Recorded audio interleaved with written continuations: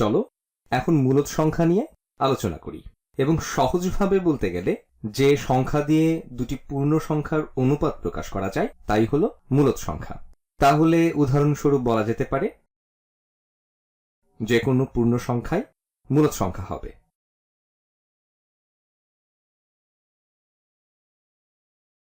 এককে 1/1 অথবা -2/-2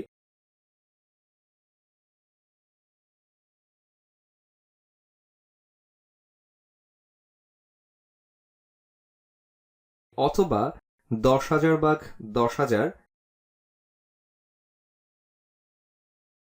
হিসেবে আমরা প্রকাশ করতে পারি।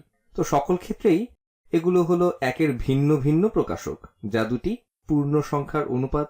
এবং নিশ্চিতভাবে আমি এই একই উপায়ে অসীম সংখ্যক এককে প্রকাশ করতে পারি কোন সংখ্যাকে ওই একই সংখ্যা দিয়ে ভাগ করি। ঋণাত্মক 7কে ঋণাত্মক 7/1 হিসাবে প্রকাশ করা যেতে পারে, অথবা 7/-1 অথবা ঋণাত্মক 14/2, এবং এভাবেই আমি চলতেই থাকতে পারি।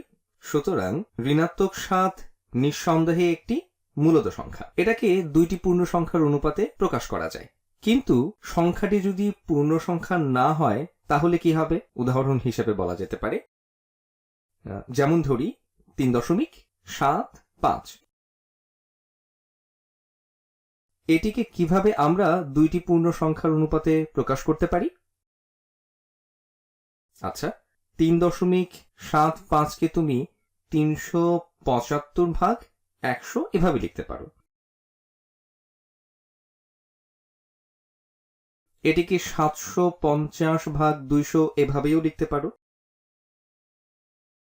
তো যেটা একই হবে। অথবা তুমি বলতে পারো 3.75 হবে 3 এবং 3/4 সমান।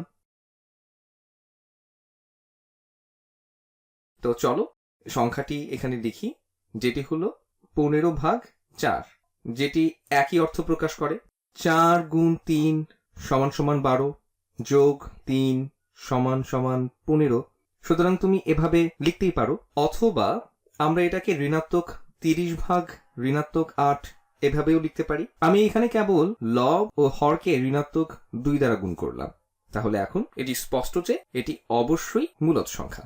আমি তোমাদের একাধিক উদাহরণ দিয়ে দেখাচ্ছি যে এটিকে কিভাবে দুটি পূর্ণ সংখ্যার অনুপাতে প্রকাশ করা যায়। এখন পৌনঃপুনিকের ক্ষেত্রে কি হবে?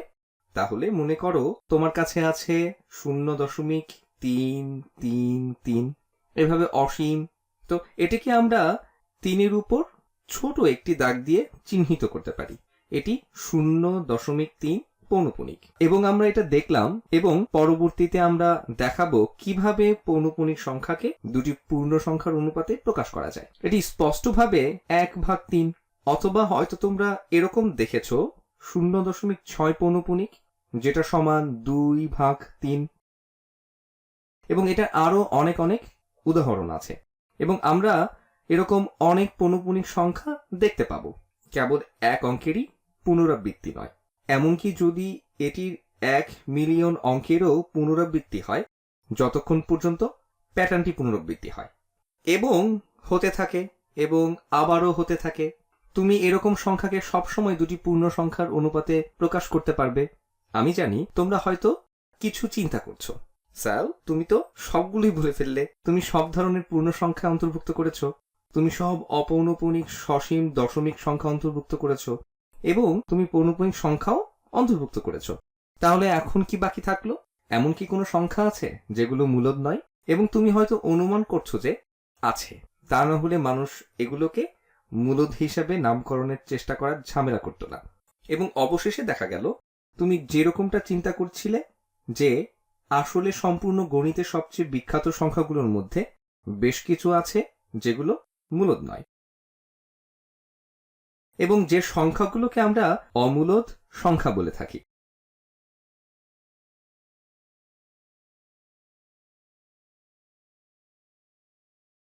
এবং এখানে আমি সেগুলোর মধ্যে কিছু উল্লেখযোগ্য উদাহরণের তালিকা করেছি। পাই, পরিধি এবং ব্যাসের অনুপাত একটি অমূলদ সংখ্যা। এর মান কখনোই শেষ হয়, এটা চলতেই থাকে এবং চলতেই থাকে অসীমের জন্য। এবং মান কখনোই পুনরাবৃত্তি হয় না। ই একই জিনিস, কখনো শেষ হয় না, কখনো পুনরাবৃত্তি হয় না, এটা চক্রবৃদ্ধি হারে আসতেই থাকে, এটা জটিল বিশ্লেষণে আসে। 2 এর বর্গমূল একটি অমূলদ সংখ্যা, পাই গোল্ডেন অনুপাত অমূলদ সংখ্যা। তাহলে এগুলো যা হঠাৎ করে বের হয়ে আসে এমন প্রকৃতির, এগুলোর মধ্যে অনেকেই অমূলদ সংখ্যা। এখন তুমি বলতে পারো এগুলো কি অমূলদ সংখ্যা? এগুলো শুধুই কিছু বিশেষ ধরনের সংখ্যা, কিন্তু সম্ভবত বেশিরভাগ সংখ্যাই মূলদ। এবং স্যাল এখানে কিছু বিশেষ ক্ষেত্র তুলে ধরেছে, কিন্তু উপলব্ধি করার গুরুত্বপূর্ণ বিষয় হলো তারা দেখতে অদ্ভুত এবং তারা বিশেষভাবে অদ্ভুত, কিন্তু তারা অপরিচিত নয়। আসলে এটা প্রকাশ পায় যে সর্বদাই যে কোনো দুটি মূলদ সংখ্যার মাঝে একটি অমূলদ সংখ্যা থাকে। আচ্ছা, তাহলে আমরা এভাবেই যেতে থাকতে পারি। তাহলে এরকম অসীম সংখ্যক আছে, কিন্তু এখানে কমপক্ষে একটি আছে যা তোমাকে একটি ধারণা দেয় যে তুমি যেন না বলতে পারো যে মূলদ সংখ্যা থেকে অমূলদ সংখ্যা কম। এবং আমাদের পরবর্তী ভিডিওতে আমরা প্রমাণ করব যে তুমি আমাকে দুটি মূলদ সংখ্যা দিবে, মূলদ 1 ও মূলদ 2, এদের মাঝে কমপক্ষে একটি অমূলদ সংখ্যা আছে যেটি পরিষ্কারভাবে বোঝা যাবে, কারণ অমূলদ সংখ্যা দেখতে একটু অদ্ভুত দেখায়। অন্যভাবে এটার ব্যাপারে চিন্তা করলে আমি 2 এর বর্গমূল নিলাম, কিন্তু তুমি যে কোনো পূর্ণ বর্গ নয় এমন কিছুর বর্গমূলও নিতে পারো, কিন্তু শেষমেশ অমূলদ সংখ্যাই পাবে। তুমি একটি অমূলদ এবং একটি মূলদ সংখ্যার যোগফল নির্ণয় করো, আর তা আমরা পরে দেখব। আমরা এটা আমাদের নিজেদের মতো করে প্রমাণ করে নিব। একটি অমূলদ এবং একটি মূলদের যোগফল হবে অমূলদ সংখ্যা, একটি অমূলদ এবং একটি মূলদের গুণফল হবে অমূলদ। সুতরাং আরো অসংখ্য অমূলদ সংখ্যা রয়েছে